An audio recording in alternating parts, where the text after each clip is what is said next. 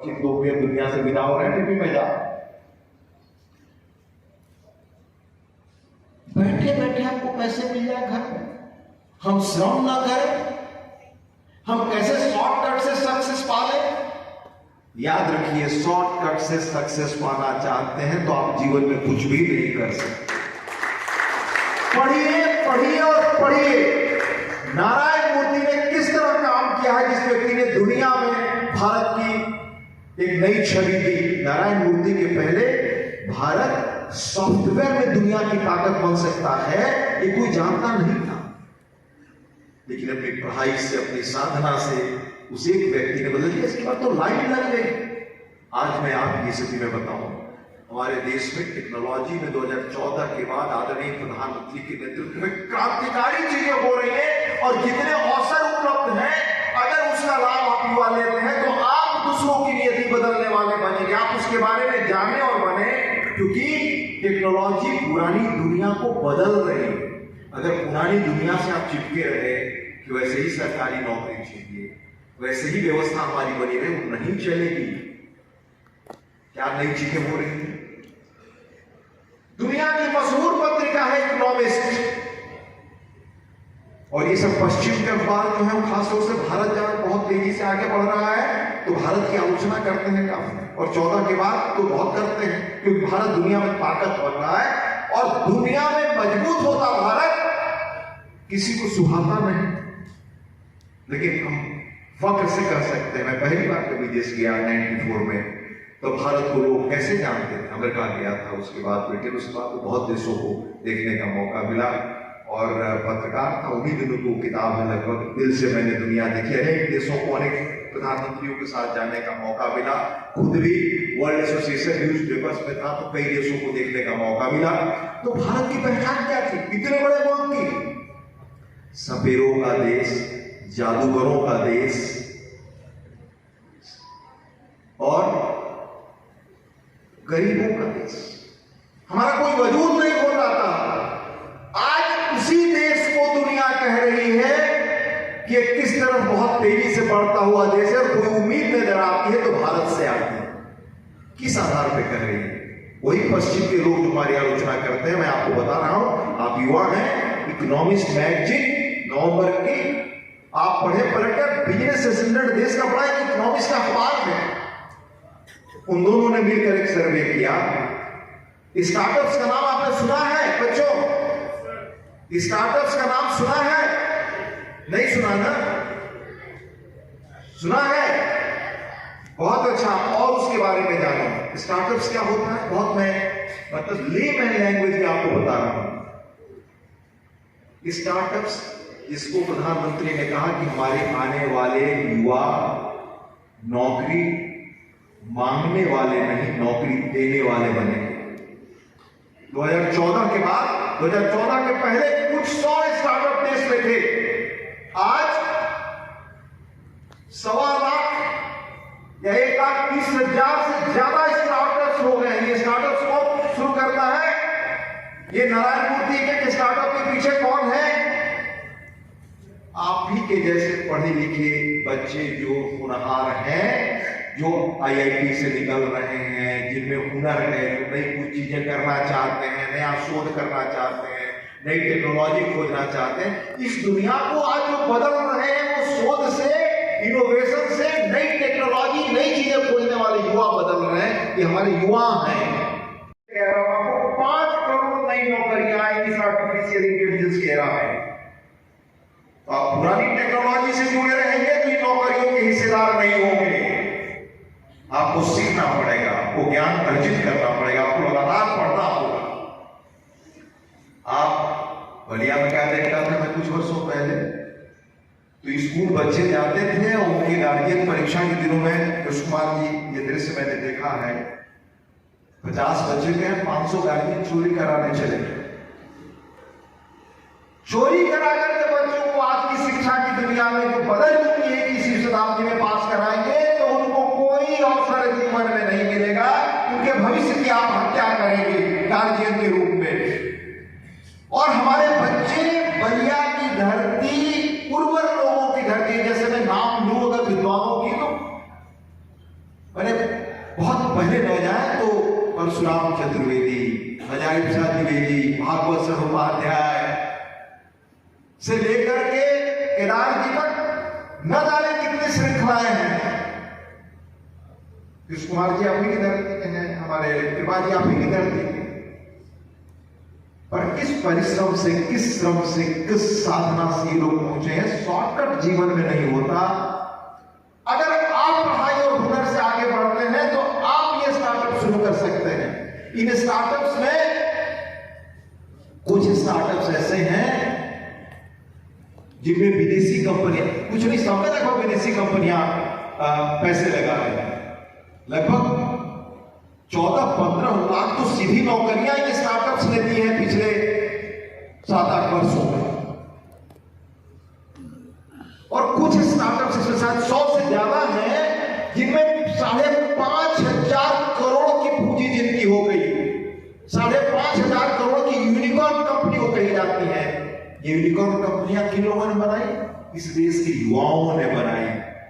इसमें साउथ का हिस्सा अधिक होता है, इसमें दूसरे राज्यों का हिस्सा अधिक होता है। आपका हिस्सा बलिया में इतने हमारे तेजस्वी बच्चे होते हैं कि इनको सिर्फ रास्ता सही मिले, इनको पता चले कि दुनिया कैसे बदल रही, तो आप करके दिखाएंगे। इसलिए इस दुनिया को जानिए और समझिए। उमेश उपाध्याय जी के वो हमारे बीच नहीं रहे। Western media narratives on India from Gandhi to Modi, उसमें गांधी को लेकर के किस तरह से एक भ्रांति वेस्टर्न मीडिया में रहा, और जिस समय मोदी के कार्यकाल में भी जब पैरासिटामोल भारत भेज रहा था दूसरे देशों किस तरह से मदद कर रहा था, उसमें भी कई तरह के नैरेटिव्स गढ़े गए। और भारत जब 2047 तक विकसित भारत होने का जज्बा पाले हुए और प्रयास कर रहा है, इस चुनौती से हम कैसे, वेस्टर्न मीडिया का जो नैरेटिव है उससे हम कैसे एक संपादक के रूप में आप इसे कैसे देखते हैं चुनौती? ये मेरा बहुत ही सार्थक समीचीन सवाल है भाई कृपा जी। आपके जो भी सवाल आए मैंने भाई कृपा जी को सौंप दिया कि उनमें से 5 बिना देखे हुए जो भी वो पूछ लें, समय के तहत में उसका अपने विवेक, अपनी समझ के अनुसार अपनी बात रखूंगा। पहले तो उमेश जी की किताब के प्रति मैं आग्रह करूंगा कि हमारे जितने युवा या भारत को जो समझना चाहते हैं वो उसको पढ़ें, तो उससे समझने में मदद मिलेगी कि भारत को कैसे कमजोर करने वाली ताकतें हमेशा दुनिया में लगी रही और 14 के बाद वो और सक्रिय हो गई। उस किताब से समझने में मदद मिलेगी। उमेश जी बड़े जाने माने, बहुत समझदार और बहुत ही तेज तरार और दूर तक समझ रखने वाले पत्रकारों में थे। आज समय वो हम सबके बीच से गए, हम सबके लिए निजी खेल का विषय रहा। आपने देखा होगा कि उसमें गांधी जी से लेकर जवाहरलाल जी, इंदिरा जी, इन सबका किस रूप में वेस्टर्न मीडिया ने निगेटिव प्रचार, झूठा प्रचार, गलत प्रचार उनके बारे में किया, ये सारे दस्तावेज उसमें हैं। और हमें याद है, इसी पुस्तक में है, शायद 66, 67, 68 का कुछ समय रहा होगा, भारत में खाद्यान्न संकट था। इंदिरा जी प्रधानमंत्री के तौर पे गई हैं वहाँ, तो वहीं अमेरिका का बड़ा मशहूर अखबार, मैं नाम नहीं लेना चाहता पर उसमें उल्लेख है, उसमें लिखा हुआ भी है, इंडिया कम्स बेगिंग, भारत भीख मांगते हुए बेगिंग। ये हमारे प्रति दृष्टि थी। 14 के बाद क्या फर्क आया? 14 के बाद भारत ने सबसे, जैसे एक उदाहरण से आपको बताऊं, जब कोरोना आया